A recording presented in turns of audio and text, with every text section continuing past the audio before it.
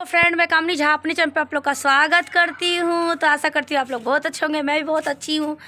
तो आज मैं फिर से अपने एक नए ब्लॉग लेके आ गई हूँ। तो आप लोग कैसे हैं? आप लोग से मैं बातें करने फिर से आ गई हूँ अपनी नई वीडियो लेकर के। तो फ्रेंड देख लीजिए, आज मैं एक दिन पहले ही वीडियो बना के रख ले रही हूँ पहले की तरह। तो देखिए, शाम के 4:30 बजे का नज़ारा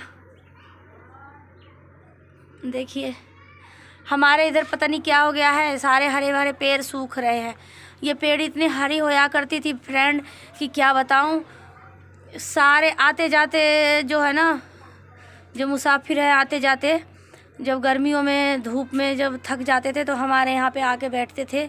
ये यहाँ पे हमारे गली में पेड़ है, पेड़ के नीचे छाए के नीचे आके बैठते थे बेचारे। और ये नीम का पेड़ हुआ करता था। और ये नीचे जो है ये नीम भोड़ी, ये नीम उसके लेसुए का पेड़ हुआ करता था। सारे आया करते। और हाँ, कई लोग पूछ रहे हैं कि ये क्या है पीछे। जैसे मैं वीडियो बनाती हूँ तो बहुत से शॉर्ट वीडियो में, बहुत से उसमें क्या नाम है, ब्लॉग में ये मैं दिखाई ज़रूर देता है। तो ये हमारा डिपो, मतलब यहाँ पे रोड़ी वगैरह मतलब पिसाई होता है फ्रेंड।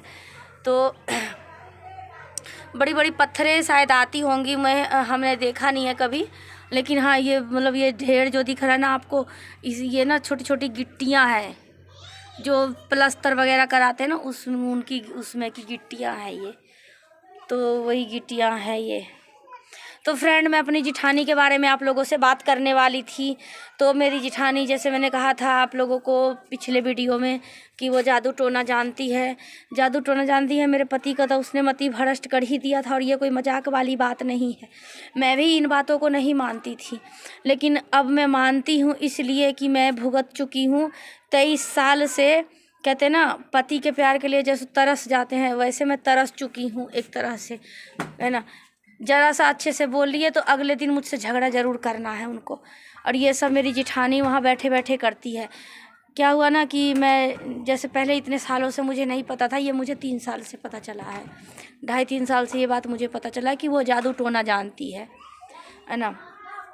मेरी बेटी ना ससुराल चली गई थी लड़ झगड़ के, तो मुझसे गुस्सा होकर के चली गई थी। तो मैं ना उसको बुलाना चाहती थी। फ्रेंड माफ़ कर दीजिएगा, पीछे से बैकग्राउंड से आवाज़ आ रहा है, क्योंकि शाम का टाइम है तो सब गली में है। कोई धूप में बैठा है, कोई कहीं बैठा है। धूप तो खैर अब जा रहा है, लेकिन चलो ठीक है, आप थोड़ा सा एडजस्ट कर लीजिएगा, है ना। तो मैं कहाँ थी, तो मैं अपनी बेटी के बात पे थी, तो मतलब उस पे थी, चर्चे पे। तो वो ससुराल चली गई थी ना, तो मुझे बहुत कभी कभी याद आता था। मैंने कहा कि सच में कभी नहीं आएगी क्या, जब 1 साल हो गया ना उसको गए हुए। फिर मुझे ऐसे कोई टकरा गए थे ना, जो उन्होंने मुझे बताए।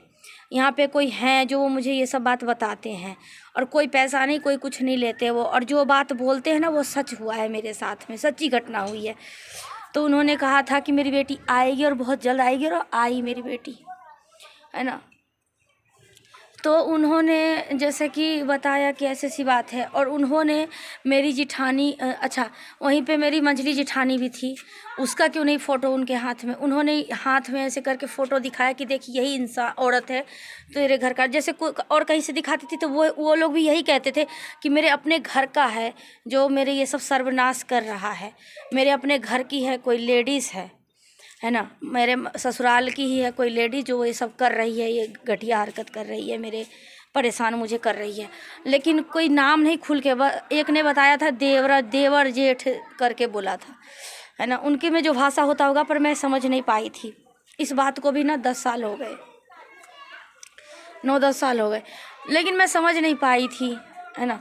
मैंने कहा देवर जेठ कोई टोटका करेगा क्या, मर्द कौन टोटका करता है। लेकिन क्या नाम है, जब फ़ोटो दिखाया ना, मेरे ज़मीन कितना पैरों तले ज़मीन निकल गया मेरा।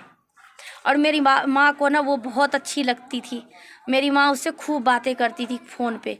अब पता नहीं, मेरी माँ तो लग नहीं रही कि वो करती होगी फ़ोन, इतना तो मुझे पता है कि मेरी माँ ने कभी नहीं करती होगी उसको फ़ोन, मेरी जिठानी को इन सब चीज़ में इंटरेस्ट है, किसी का घर तोड़ना हो किसी का। हाँ, और मेरी माँ पे भी जादू ना मेरी जिठानी ने ही कर रखा है, ये भी मेरे को उन्होंने ही बताया है ना। उन्होंने ही बताया है कि ये भी ना मेरी माँ का कान भरते भरते उसने ना जादू मंत्र कर रखा है उसके ऊपर, मेरी जिठानी ने, क्योंकि तो मैंने पूछा, ये भी पूछा कि और भी तो उस घर में 2 हैं, तो उसके पीछे क्यों नहीं पड़ी है? बोली पहले 2 को तो ज़िंदगी ख़राब कर दे, 2 के पीछे तो पड़ जाए, एक साथ सबके पीछे थोड़ी ना पड़ेगी। तू दोनों बर्बाद हो जाएगी ना। मैं यानी कि मैं और मेरी बाद वाले जो देवर हैं, मतलब मेरे पति के बाद जो भाई हैं, है ना, जिनकी बीवी पिछले साल ख़त्म हो गई हैं, वो मैंने कहा उसको क्या कि अब तू देखेगी ना कि हाँ उसको मतलब क्या बर्बाद करने पर तुला हुआ है, मतलब तुली हुई है ना। फ्रेंड आप विश्वास नहीं करोगे, उस जो मेरी देवरानी थी मुझसे छोटी, है ना, मेरा तो सब कुछ लूट लिया उसने। मेरी बेटी को ससुराल छुटवा दिया। मेरी बेटी आज मेरे मायके में पड़ी है 10 महीने से, साल भर होने को आया, मतलब मायके में पड़ी है वो, है ना। और तलाक वलाक का अब ये सब झंझट चल रहा है, केस उस किया है हमने। और मेरे देवर की बात, मतलब देवरानी के बारे में जो कह रही हूँ, उसको कीड़े, शरीर में कीड़े फड़ के वो मरी है ना। और मैंने कहा कि उसको क्यों किया है, तो बोल रही उसने पैसे देने से इनकार किया था। अपने पति को पैसे नहीं देने दे रही थी उसकी मेरी बड़ी जेठानी की लड़की की शादी में।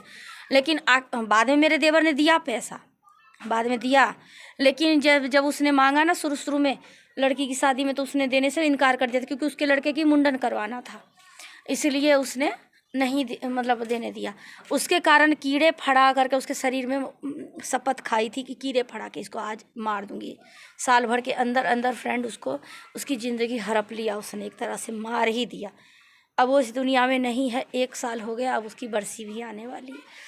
तो ये बताइए फ्रेंड कि मैं अपनी मम्मी को अच्छी नहीं लगी, और मेरी जेठानी जो जादू टोना करके सबका ज़िंदगी, अब वो मेरे बेटों के पीछे पड़ी है फ्रेंड। अब बताइए कि मैं क्या